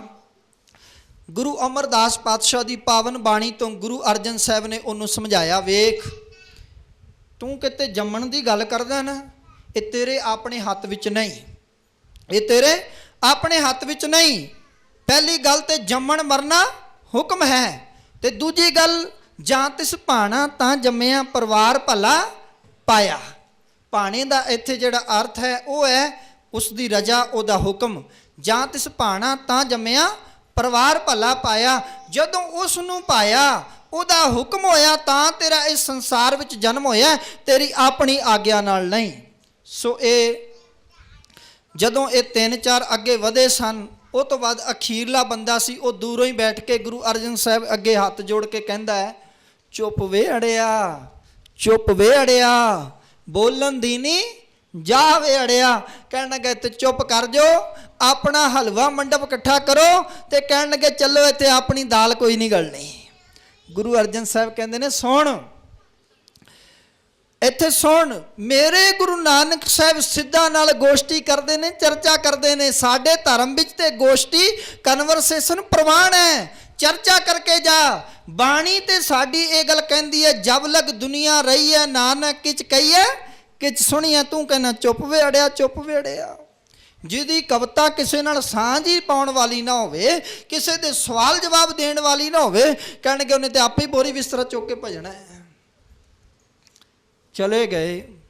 ਸੋ ਭਾਈ ਗੁਰਦਾਸ ਜੀ ਨੇ ਇਤਿਹਾਸਕਾਰ ਕਹਿੰਦੇ ਨੇ ਤਕਰੀਬਨ 1.5 ਸਾਲ ਦਾ ਜਿਹੜਾ ਹੈ ਇਹ ਸਮਾਂ ਜਿਹੜਾ ਹੈ ਉਹ ਗੁਰੂ ਗ੍ਰੰਥ ਸਾਹਿਬ ਦੀ ਬੀੜ ਪਾਓ, ਜਿਹਨੂੰ ਆਦ ਬੀੜ ਜਿਹੜਾ ਕਿਹਾ ਜਾਂਦਾ ਸੀ ਉਸ ਵੇਲੇ, ਆਦਿ ਬੀੜ ਦੀ ਲਿਖਾਈ ਤਕਰੀਬਨ 1.5 ਸਾਲ ਵਿੱਚ ਲਿਖੀ ਹੈ, ਜਿਹਦਾ ਜ਼ਿਕਰ ਜਿਹੜਾ ਭਾਈ ਗੁਰਦਾਸ ਜੀ ਨੇ ਉਸ ਵੇਲੇ ਜਿਹੜਾ ਉਹ ਆਦਿ ਬੀੜ ਦੇ ਵਿੱਚ ਜਦੋਂ ਬੀੜ ਸਾਹਿਬ ਲਿਖ ਲਈ, ਪੂਰਨ ਬੀੜ ਸਾਹਿਬ ਲਿਖ ਲਈ, ਉਸ ਵੇਲੇ ਫਿਰ ਤਤਕਰਾ ਲਿਖਿਆ। ਤਤਕਰਾ ਇਸ ਕਰਕੇ ਲਿਖਿਆ ਕਿਸੇ ਸ਼ਬਦ ਨੂੰ ਲੱਭਣਾ ਹੋਵੇ ਤੇ ਉਹ ਇਹ ਪਤਾ ਲੱਗ ਜਾਏ ਵੀ ਕਿਹੜੇ ਰਾਗ ਵਿੱਚ ਇਹ ਸ਼ਬਦ ਹੈ। ਉਸ ਵੇਲੇ ਆਦਿ ਗ੍ਰੰਥ ਦੇ ਤਤਕਰੇ ਦੇ ਵੇਲੇ ਜਦੋਂ ਜ਼ਿਕਰ ਕੀਤਾ ਭਾਈ ਗੁਰਦਾਸ ਜੀ ਨੇ, ਉਹ ਕਹਿੰਦੇ ਨੇ कि सूची पत्र पोथी का तत्करा रागा का सम्मत 1661 मिति भादों वधी एक पोथी लिख पहुँचे। जदों कि ये जिहड़ा तत्करा रागां दा सी ये सम्मत 1661 पाओ, सम्मत तो सानू सन बनाना होवे ते 57 घटा दिओ 1604 दे विच। उस तो बाद अगले दिन जिहड़ा है वो आदि बीड़ का जिहड़ा है श्री गुरु अर्जन साहब जी ने हरमंदर साहब विच प्रकाश करन दे हुक्म दिते। आदि बीड़ नूं जिहड़ा है वो हरमंदर साहब लिआंदा गया ते हरमंदर साहब लिआउण तो पहलां इतिहासकार कहंदे ने गुरु अर्जन साहब ने कहणगे सारी रात सुते नहीं। गुरु अर्जन साहब अज विचारां ही करते रहे, कहण लगे जिहड़ा आदि ग्रंथ की ताबियां बिठाना है ना, वो किहनूं बिठाना है? आदि ग्रंथ की ताबियां जिहड़ा बिठाना है वो किहनूं बिठाना है? वो किन्ना सूझवान बंदा होवे। सो गुरु अर्जन साहब ने निर्णय किया बाबा बुढ़ा जी का। क्यों? बाबा बुढ़ा जी 10 साल की उम्र विच गुरु नानक साहब की शरण विच आए सन ते बाबा बुढ़ा जी नूं हुण तक 95 साल हो चुके सन। 1604 विच 95 साल दे बाबा बुढ़ा जी नूं जिहड़ा है वो गुरगद्दी दे जिहड़ा है गुरु ग्रंथ साहब जी की ताबियां बिठाया। पर इत्थे मैं एक कौम का थोड़ा जिहा दुखांत रो देवां। साडे कौम के इतिहासकारां ने बाबा बुढ़ा जी नूं डांग चुक के ते मੱਝਾਂ चारदे विखाया। साडी कौम के इतिहासकारां ने बाबा बुढ़ा जी नूं डांग चुक के ते मੱਝਾਂ चारदे विखाया। अखीर तक भी इहो कहंदे रहे, कहंदे बीड़ साहब की धरती ते बाबा बुढ़ा गुरु का माल डंगर सामदा रहा। माल डंगर का अर्थ है मੱਝਾਂ चारदे रहे। पर यह चेते रखना अखीरले समय विच भी बाबा बुढ़ा जी दे आदि ग्रंथ दे उतारे करन दी ड्यूटी लगी सी। ते जिहड़ा ताबियां बैठा है ना, जिहड़ा लिखाई करन वाला इन्ना पढ़ा लिखा विद्वान, जिहड़ा छंद बंदां दी चाल नूं समझदा होवे कि फिर ताबियां बैठा विद्वान की उस तो घट होएगा।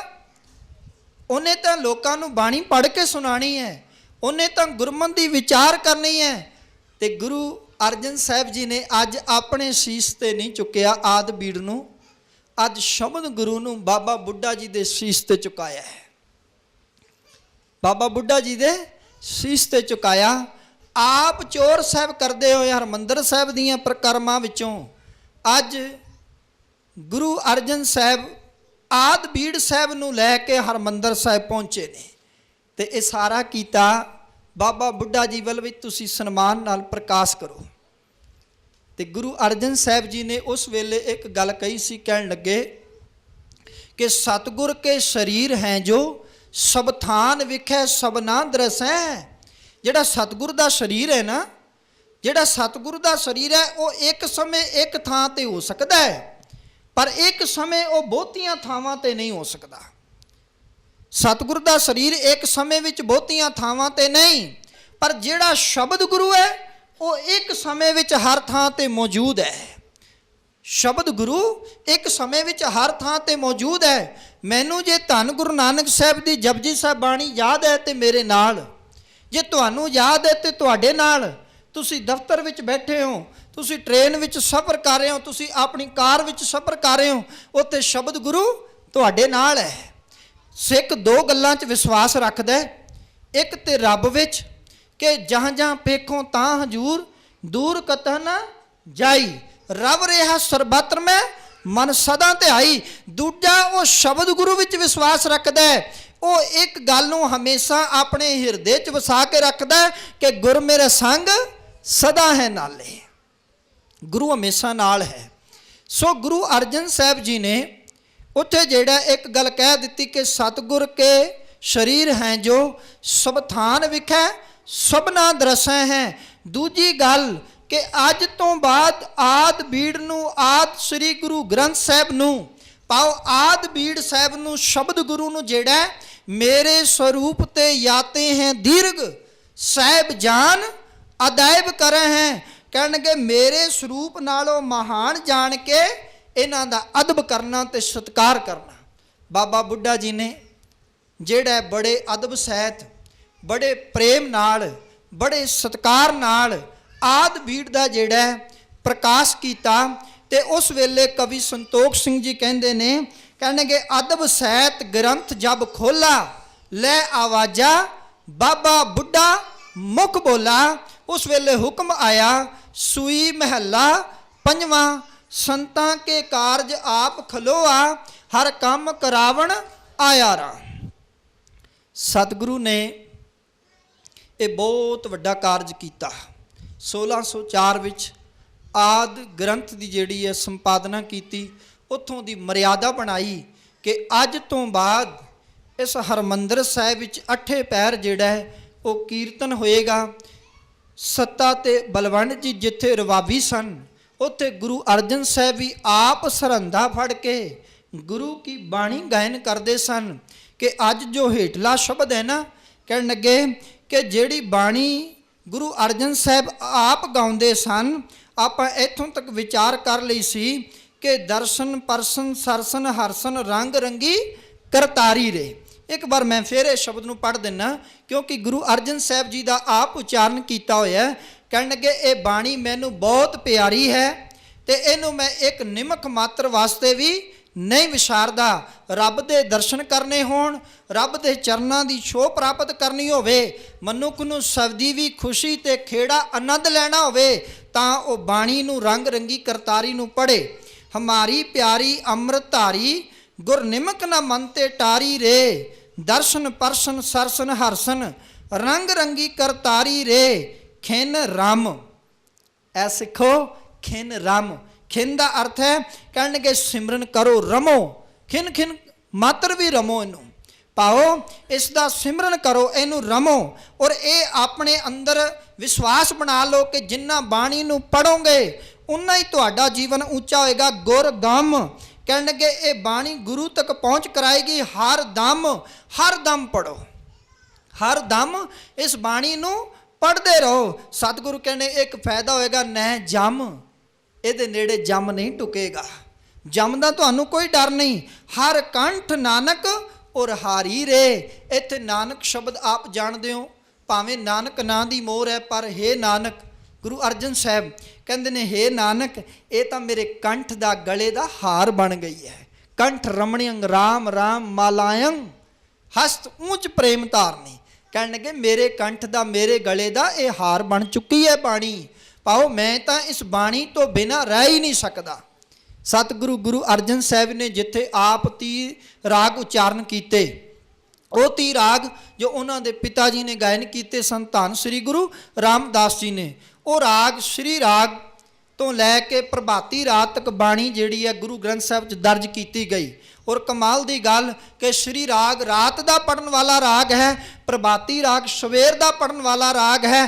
ਪਾਓ ਹਨੇਰੇ ਤੋਂ ਚੁੱਕ ਕੇ ਪ੍ਰਕਾਸ਼ ਵਿੱਚ ਸਿੱਖ ਨੂੰ ਲਿਆਂਦਾ।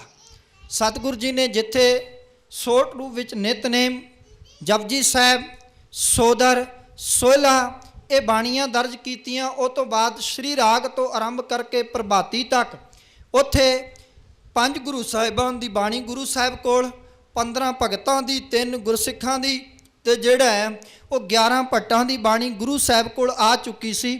ਸੋ ਇਸ ਤਰ੍ਹਾਂ ਇਹ 30 ਰਾਗ ਤੇ ਗੁਰੂ ਗ੍ਰੰਥ ਸਾਹਿਬ ਜੀ ਦੇ ਜਿਹੜੇ ਅੰਕ ਬਣਦੇ ਸਨ ਉਹ ਸਨ 974। ਆਦ ਬੀੜ ਦੇ ਜੋ ਗ੍ਰੰਥ ਬਣਦੇ ਸਨ, ਆਦ ਬੀੜ ਦੇ ਜਿਹੜਾ ਹੈ ਉਹ 974 ਅੰਕ ਸਨ ਜਦੋਂ ਪਹਿਲੀ ਵਾਰ ਪ੍ਰਕਾਸ਼ ਕੀਤਾ ਗਿਆ ਸੀ। ਅੱਗੇ ਚੱਲ ਕੇ ਇੱਕ ਰਾਗ ਜਿਹੜਾ ਹੈ ਉਹ ਐਡ ਹੋਇਆ, ਉਹ ਸੀ ਜੈਜੈਵੰਤੀ ਰਾਗ ਗੁਰੂ ਤੇਗ ਬਹਾਦਰ ਸਾਹਿਬ ਦਾ। ਉਹਨਾਂ ਨੇ ਆਪ ਉਚਾਰਨ ਕੀਤਾ ਸੀ। ਉਹਨਾਂ ਤੋਂ ਬਾਅਦ ਕਿਸੇ ਦੀ ਬਾਣੀ ਦਰਜ ਨਹੀਂ ਹੋਈ, ਇਸ ਕਰਕੇ ਉਸ ਰਾਗ ਵਿੱਚ ਕੇਵਲ 5 ਸ਼ਬਦ ਨੇ, ਉਹ ਵੀ ਗੁਰੂ ਤੇਗ ਬਹਾਦਰ ਸਾਹਿਬ ਦੇ, ਤੇ ਉਹਨਾਂ ਦੇ 57 ਸ਼ਲੋਕ ਐਡ ਹੋਏ। ਜਦੋਂ ਗੁਰੂ ਤੇਗ ਬਹਾਦਰ ਸਾਹਿਬ ਦੀ ਬਾਣੀ ਐਡ ਹੋਈ ਤੇ ਉਸ ਵੇਲੇ ਫਿਰ 31 ਰਾਗ ਹੋ ਗਏ ਤੇ 1430 ਅੰਕ। ਧੰਨ ਧੰਨ ਸ੍ਰੀ ਗੁਰੂ ਗ੍ਰੰਥ ਸਾਹਿਬ ਪਾਤਸ਼ਾਹ ਜੀ ਦੇ ਹੋ ਗਏ। ਤੇ ਚੇਤੇ ਰੱਖਣਾ 1604 ਤੋਂ ਲੈ ਕੇ ਸ਼ਬਦ ਗੁਰ ਪ੍ਰਕਾਸਿਓ ਹਰ ਰਸਨ ਵਸਾਇਓ, ਉਹ 1708 ਤੱਕ ਪ੍ਰਕਾਸ਼ ਕਰਕੇ ਵੇਖਿਆ ਸ਼ਬਦ ਗੁਰੂ ਦਾ। ਉਸ ਤੋਂ ਬਾਅਦ ਤਕਰੀਬਨ 104 ਸਾਲ ਬਾਅਦ ਐਲਾਨੀਆਂ ਤੌਰ ਤੇ ਗੁਰੂ ਗੋਬਿੰਦ ਸਿੰਘ ਪਾਤਸ਼ਾਹ ਨੇ ਸ਼ਬਦ ਗੁਰੂ ਨੂੰ ਗੱਦੀ ਦੇ ਕੇ ਇੱਕ ਗੱਲ ਕਹਿ ਦਿੱਤੀ ਕਿ ਸਭ ਸਿੱਖਣ ਕੋ ਹੁਕਮ ਹੈ ਗੁਰੂ ਮਾਨਿਓ ਗ੍ਰੰਥ। ਭੁਲੇਖਾ ਨਹੀਂ ਰਹਿਣ ਦਿੱਤਾ। ਜਿਵੇਂ ਸਾਨੂੰ ਭੁਲੇਖਾ ਲੱਗ ਜੇ ਨਾ ਕਿ ਅਸੀਂ ਵਡਭਾਗ ਸਿੰਘ ਦੇ ਚੇਲੇ ਬਣ ਜਾਈਏ, ਅਸੀਂ ਫਲਾਣੇ ਗੁਰੂ ਨੂੰ ਧਾਰਨ ਕਰ ਲਈਏ। ਸਾਰੇ ਸਿੱਖਾਂ ਵਾਸਤੇ ਹੁਕਮ ਕੀਤਾ। ਮੈਂ ਵੀ ਵਿੱਚ ਹੀ ਹਾਂ। ਅੱਜ ਜਿੰਨੇ ਸੁਣ ਰਹੇ ਆ ਅਸੀਂ ਸਾਰੇ ਵਿੱਚ ਹਾਂ। ਡੇਰਾਦਾਰਾਂ ਦੇ, ਪਖੰਡੀਆਂ ਦੇ, ਦੇਹਧਾਰੀਆਂ ਦੇ ਮਗਰ ਲੱਗਣਾ ਛੱਡ ਦਿਓ। ਸ੍ਰੀ ਗੁਰੂ ਗੋਬਿੰਦ ਸਿੰਘ ਪਾਤਸ਼ਾਹ ਦਾ ਹੁਕਮ ਸੁਣੋ ਕਿ ਸਭ ਸਿੱਖਣ ਕੋ ਹੁਕਮ ਹੈ ਗੁਰੂ ਮਾਨਿਓ ਗ੍ਰੰਥ। ਗੁਰੂ ਗ੍ਰੰਥ ਜੀ ਮਾਨਿਓ ਪ੍ਰਗਟ ਗੁਰਾਂ ਕੀ ਦੇ। ਸਤਿਗੁਰੂ ਦੇ शब्द दे लड़ लगो, परचा शब्द का, दीदार खालसे का, पूजा अकाल की, ये हुक्मां दे लड़ लगो। सो कई रोज तो गुरमत दियां विचारां करदे होए दासड़े कोलों बेअंत बेअंत प्रकार दियां भुल्लां हो गईयां होणगीਆਂ। एक नहीं पर मैं ये जानदा गुरु की संगत ते जेड़ा गुरु है ना वो मां दे समान है। ते सुत अपराध करत है जेते जननी चीतना राकस देते। किसी दे मजहब तो खिलाफ, किसी दी शान तो खिलाफ कोई लफ्ज़ निकल गया होवे जिस दे कारण कोई ठेस पहुंची होवे ते मैं झोली अड्डी हुई है। मेरियां भुल्लां नूं ना चितारदे होए दिओ प्यार दा सबूत। गज वज के दासड़े बल्लों बुलाई फतेह प्रवान करो जी। वाहिगुरू जी का खालसा, वाहिगुरू जी की फतेह।